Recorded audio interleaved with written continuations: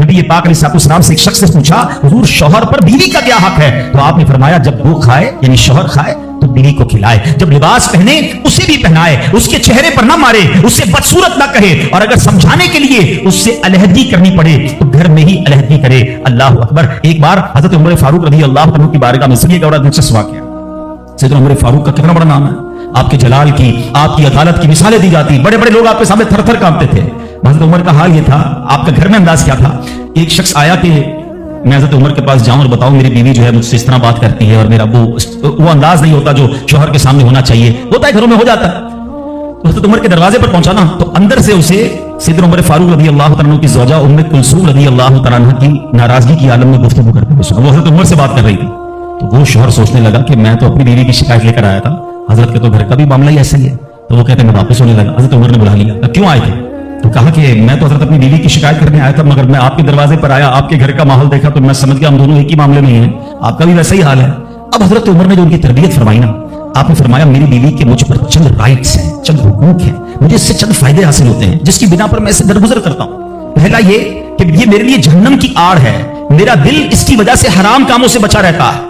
Number 2, जब मैं घर से निकल जाता हूं ये मेरी खजांची बन जाती है, यानी मेरे माल की निगहबान बन जाती है, मेरी धोबन बन जाती है, मेरे कपड़े धोती है, मेरे बच्चे की परवरिश करती है, मेरे लिए रोटियां और खाने पकाती है।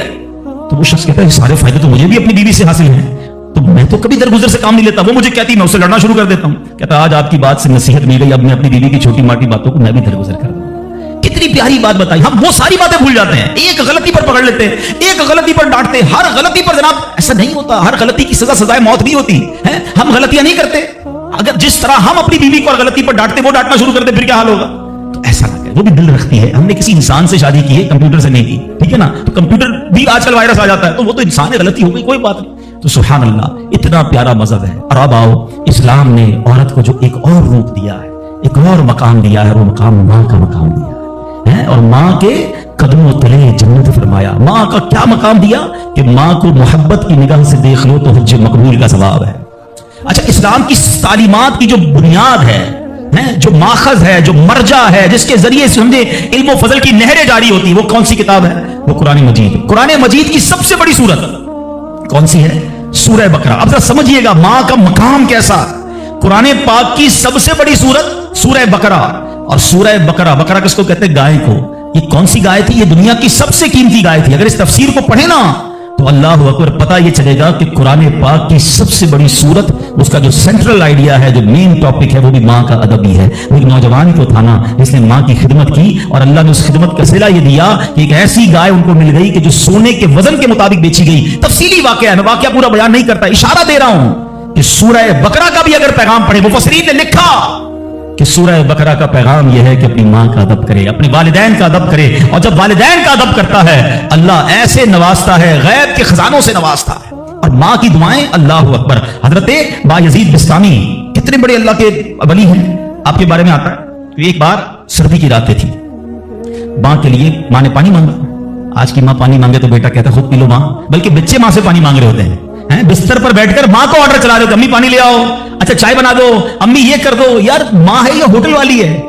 अब तो बूढ़ी हो गई ना माँ, अब तो तुम्हारी बारी है कुछ माँ की खिदमत करो। कभी खुद खड़े होकर पानी पिलाओ, कभी खुद खड़े होकर माँ को कोई चीज पेश करो। अब भी माँ को ऑर्डर देना है।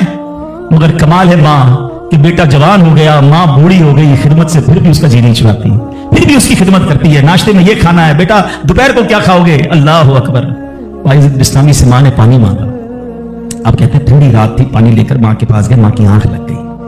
हम जैसा कोई होता तो बिस्तर के किनारे गिलास रखता, खुद भी सो जाता। सर्द रात थी, सारी रात पानी का गिलास लेके खड़े रहे। पता नहीं कब माँ की आंख खुल जाए, कब पानी की जरूरत हो। जब माँ की आंख खुली ना, तो पानी थोड़ा सा ना आपकी उंगलियों पर लग गया था, तो वो बर्फ बन गया था। इतनी ठंडी रात थी कि पानी बर्फ बन गया था। तो अब माँ ने जब पानी मांगा ना, तो जब गिलास को डिटैच किया, गिलास को अलग किया ना, तो खून निकलने लगा चमड़ी से। तो माँ ने कहा कि बेटा ये क्या हुआ? माँ ने खून बहता देखा, तो सारी बात बताई कि माँ हमने पानी लेकर आया, आप आराम कर रही थी, मैं खड़ा रहा, अब आपने पानी मांगा तो बर्फ बन गया था। तो माँ ने क्या कहा? ऐ अल्लाह, मैं इससे राजी हूं तो भी इससे राजी हो जा। माँ के दिल से दुआ लगी ना, बायजीद बिस्तामी बन गए। वो अल्लाह के वलियों में बहुत बड़ा मकाम उन्होंने हासिल कर लिया। देखिए, अच्छा आप हो सकता है किसी को शैतान सवाल तो दिमाग में डाल ही देता है ना कि यार ठीक है मेरी माँ भी तो दुआएं देती है, देखिए एक माँ तो माँ ही होती है, माँ को तंग करो फिर भी उम्मन उसकी जबान से दुआ ही निकलती है। एक दुआ वो है कि आप माँ से कहें और वो माँ दुआ दे, एक दुआ वो है कि आप कहें ना माँ को, खिदमत ऐसी करें कि माँ के दिल से दुआ निकले। हाँ, आपको बगैर बताए आपका वालिद आपको दुआ दे, आपकी माँ आपको दुआ दे, वो दुआ जो है ना, हाँ किताबों में लिखा कि वालिदैन की दुआ औलाद के हक में कबूल होती है। हाँ, अगर दिल से दुआ निकले ना तो माँ बाप दुआ देते और वो भी दिल से दुआ देते, फिर तो कैसा मर्तबा है। और सुभान अल्लाह, माँ बाप के बारे में किताबों में यहां तक लिखा कि बेटा बाप के साथ ऐसे रहे जैसे गुलाम आका के साथ रहता है। तो बाप से ज्यादा खिदमत का हक किसको कहा गया? तो माँ को कहा गया। तो आप सोचिए कि माँ के कितने हुकूक बयान किए इस्लाम ने। तो मुबारक हो उन खवातीन को, माशाअल्लाह हमारा इस्लाम किस किस मौके पर औरत के कैसे हुकूक बयान करता है। और सुभान अल्लाह, एक बार नबी पाक अलैहिस्सलाम से सवाल हुआ, सवाल करने वाले ने भी कितना प्यारा सवाल किया, और ये हदीस बुखारी की हदीस है। अल्लाह के नबी अलैहिस्सलाम से अर्ज़ किया, हुजूर मेरे हुस्न इखलाक का सबसे ज्यादा हकदार कौन है, कौन डिजर्विंग है, सबसे ज्यादा मुझे किसके साथ हुस्न इखलाक करना है। हदीस का खुलासा नबी पाक ने फरमाया तेरी माँ। फिर पूछा हुजूर इसके बाद सेकंड? फरमाया तेरी माँ। कहा हुजूर उसके बाद? फरमाया तेरी माँ। 3 बार। फिर कहा हुजूर इसके बाद? फरमाया तेरा वालिद।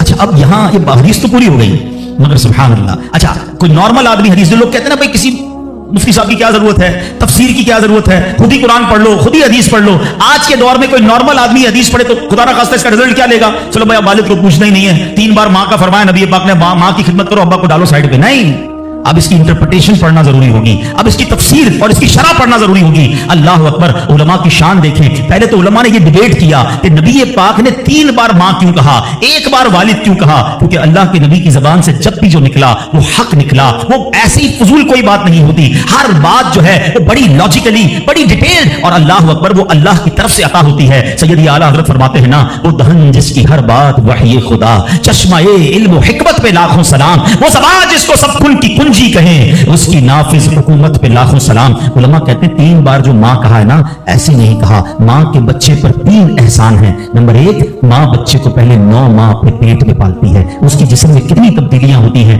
कितनी तकलीफें वो उठाती है। नंबर 2, जब पैदाइश होती है, राइट द टाइम ऑफ पैदाइश, वो बिल्कुल मौत के करीब से होकर आती है, शदीद दर्द और ऐसी कैफियत हो जाती है कि कई लोग दुनिया से चले भी जाते हैं। और तीसरी माँ मेहरबानी क्या करती है कि अपने बच्चे को फिर पालती है। फरमाया माँ 3 एहसान करती है बच्चे पर, इसलिए 3 बार माँ कहा। और इन तीनों एहसानों में वालिद एक एहसान करता है, वो बच्चे को पालता है, इसलिए 1 बार वालिद कहा। सुभान अल्लाह, एक एक लफ्ज हिकमत भरा है। अब उलमा कहते हैं इस हदीस का मतलब ये होगा कि इज्जत वालिद की ज्यादा करेगा और खिदमत माँ की ज्यादा करेगा, यानी वालिद का भी एहतराम है। अल्लाह अकबर, ये हमारी शरीयत है। इस्लाम से पहले के हालात देखें ना औरतों के बारे में, तो हैसियत क्या थी कि वो मर्दों की ख्वाहिशात पूरा करने के लिए खिलौना थी। औरतें दिन रात मर्दों की खिदमत करती, मेहनत मजदूरी भी औरतें करती, और जो कुछ कमाती वो मर्दों को दे दिया करती। मगर वो जालिम मर्द उन औरतों पर कुछ भी खर्च ना किया करते, औरतों को जानवरों की तरह मारते पीटते थे। जरा जरा सी बात पर औरतों के कान, आंख और नाक काट दिया करते थे,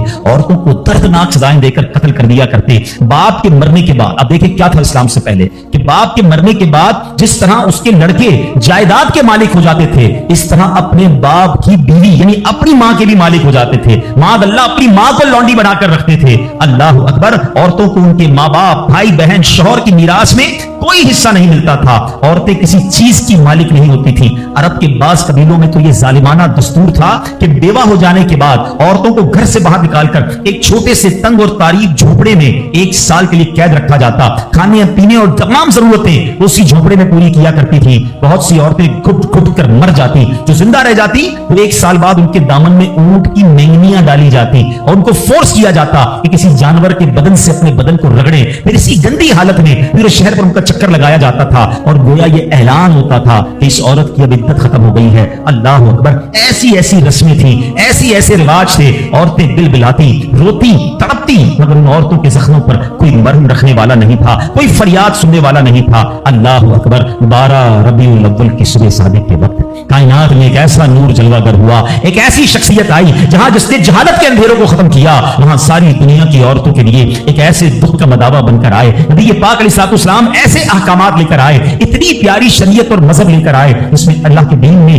औरतों को ऐसा मकाम अता किया कि सुभान अल्लाह, औरतों की किस्मत का सितारा चमक उठा। इस्लाम की बदौलत जालिम मर्दों के जुल्म सितम से कुचली और रौंदी हुई औरतों का दर्जा इस कदर बुलंद हुआ कि औरत मामलात जिंदगी और मौत के हर मरहले पर औरत को बावकार मकाम हासिल हुआ। मर्दों की तरह औरतों के भी हुकूक जो है वो बयान किए गए। औरतों की हिफाजत के लिए अहकामे खुदाबंदी नाजिल हुए। औरतों को मालिकाना हुकूक मिल गए। औरतें अपने मेहर की रकमों, अपनी तिजारतों, अपनी जायदादों की मालिक बना दी गई। अपने माँ बाप, भाई बहन, औलाद और शोहर की मीरासों की वारिस करार दी गई। अलगर्ज वो औरतें जो मर्दों की जूतियों से भी ज्यादा जलील खार थी, इंतहाई मजबूर और लाचार थी, वो मर्दों के दिलों का सुकून और उनके घरों की मलका बन गई। चुनांचे कुरान मजीद साफ साफ लफ्जों में खवातीन के, औरतों के हुकूक बयान करते हुए इरशाद फरमाता है, बिस्मिल्लाहिर्रहमानिर्रहीम, खलक़ लकुम मिन अनफुसिकुम अज़वाजन लितस्कुनू इलैहा वजअल बैनकुम मवद्दतन व रहमा। कुरान कहता है तुम्हारे लिए तुम्हारी जिन्स से जोड़े बनाए कि उनसे आराम पाओ और तुम्हारे आपस में मोहब्बत और रहमत रखी।